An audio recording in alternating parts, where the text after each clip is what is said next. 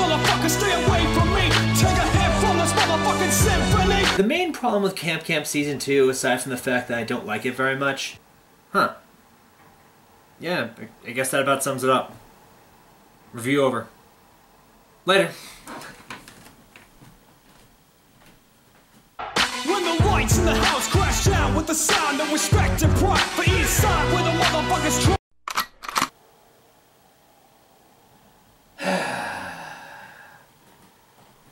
You know, I'm the one hiding you from the government. You said you were going to talk about this season, now you're going to sit down and do what you said whatever. you were going to do. Go back to putting small animals into balls the size of oranges.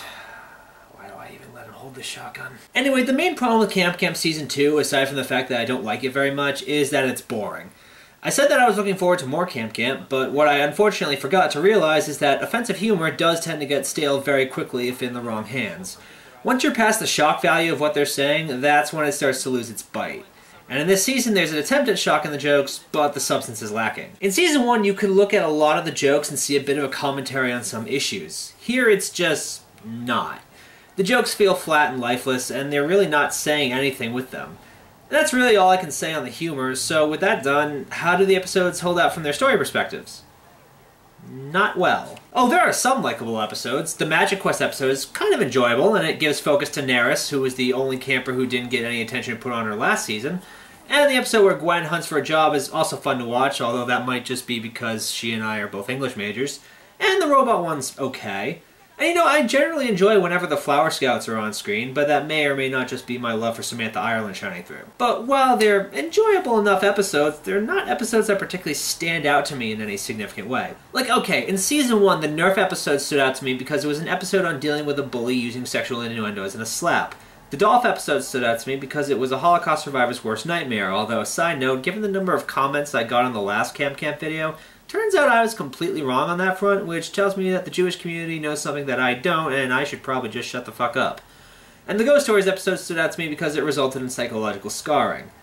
The Season 2 episodes I mentioned, I said they're enjoyable, but not in a way that I can tell you a major thing about them that stood out to me. I just didn't hate them. So that's one half of the episodes, and the other half ranged from really weird to so boring I want to die. The David flashback episode I want to draw special attention to because it was very likely the worst episode of the series. Not only is David's reversal so predictable that it hurt, but it didn't even explain how Jasper died. We still don't know what happened to him. And this is how I know that Miles wrote this episode, because Miles has this weird vendetta against resolutions, where he doesn't give anything a proper ending and doesn't answer any of the vital questions that everyone is asking going into it. See this episode of Camp Camp, the Merc Trilogy and RVB14, the entirety of fucking Cwierz? Seriously, it's a problem. And on the really weird side, you have the Quartermaster episode, and I swear to God it's going to come to a point where I just censor every time the Quartermaster is on screen because the shit involving him is really not kid-friendly. It's disturbing, but that's about all it is. And remember in Season 1 when I talked about how much I liked how there wasn't an overarching narrative and how each episode was basically its own thing? Yeah, well, that pretty much went to hell in a handbasket because there's continuity now, and you have to have some prior knowledge of past episodes to understand certain things in other episodes. They fucked up what should have been an unfuckable concept. Camp Camp worked best as independent stories with no real relation to each other. Does it really matter? No. Is it worth complaining about? Probably not. In truth, I just wanted to give the people who always bitch about me nitpicking some justification for doing so, but it matters to me, damn it. But I mean, to this season's credit, there's no real episode that stands out as incredibly controversial. Hey everybody, my name is Jeremy Farts.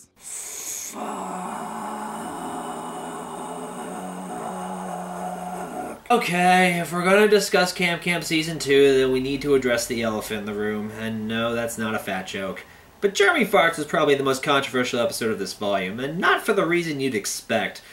Rather, it was because of this. Oh, I get it. He was a Now, the word there was fag, which I apologize for just throwing that word out there, but... The story is about the word, and we decided not to play a game of hangman with the audience. But using this word has driven people crazy, and I can understand why, but I really just have to question the use of the word here.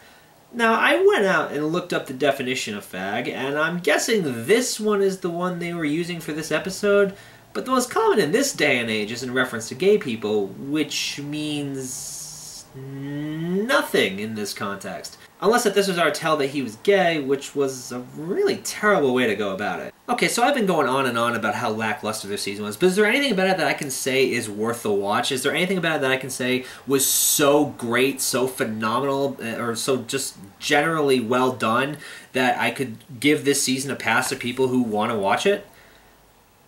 Actually, yeah, I can. It's the finale. Camp Season 2's finale is so well done, it's almost worth sitting through the entire rest of the season to get to, and not just because of the reveal with Max at the end. The different dynamics between parents and kids is so well rounded, and sometimes it fills your heart with joy, and in some cases it makes you feel kind of sorry for them. And despite me bitching about continuity earlier, when a scene like this plays out the way it does, that kind of makes it all worth it. But the real winner is the Max scene, and throughout the entire episode I was expecting some kind of a fake out, like it turned out that Max's parents were really these loving, caring parents, but they just happen to be stuck in traffic and that's why they're late. And then it gets to the moment where you realize, oh no, they really are just terrible parents. And David and Gwen just come in and completely save the day, and David's speech is honestly so heartwarming that you'd think we were in a completely different show for a minute. It's just a really good scene, which is why the sense of finality that accompanies it is so weird. Like, it's a perfect way to end the show, but I doubt they would, unless the 2 specials they put out since then are in mirror to how X-Ray and Vav went out, but I'll maintain they're probably going to stick with it. Oh, about those specials. The sickness one is honestly garbage, with the only redeemable concept being Space Kid's continued rise as a supporting character. Seriously, just make Space Kid a main character already. He practically already is anyway. But the Christmas one is legitimately good and funny, and feels more like Season 1 of Camp than it does Season 2, which is a good thing. But overall, Camp Season 2 isn't bad, it's just boring. The jokes don't pack the punch, and without the punch or without the commentary to back it up, then the humor just doesn't work. I was not laughing nearly as hard this season as I was last, or really laughing much at all. I wasn't offended, I wasn't shocked, I wasn't startled, I was just bored. That said, it is far from the worst thing Rooster Teeth has ever put out. It's nowhere near even close to the bottom of the list. If I had to make a list of every show and every season of the shows that I've reviewed so far, not including upcoming projects, from a ranking with the Strangerhood series at the very bottom and RVB 10 at the very top, I would put Camp Season 2 around the same place as X-Ray and Vav's Season 1. It isn't terrific, it isn't terrible, it just is. No more, no less. So yeah, that's our camp. And that's really all I can say about Season 2. So thanks for watching, and I'll see you guys next time. Camp Campbell is the place for me and you.